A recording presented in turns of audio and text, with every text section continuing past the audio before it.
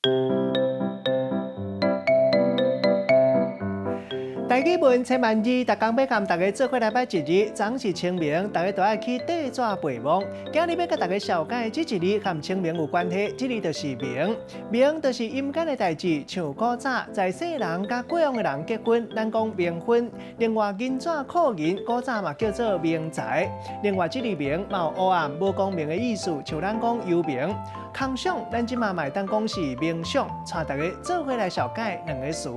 头一个读做冥婚，也就是古早讲的带新主牌啊，新郎新娘一个在世，一个伫阴间办婚礼。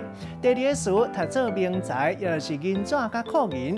咱用一句话来举例，甲这两个词夹做伙。譬如讲，昨是清明，大家去地纸陪望；阿明几多年前嘛冥婚带新主牌啊，清明嘛就烧一寡冥财，互伊伫阴间的看守。今日小解这一日明，提供予大家参考。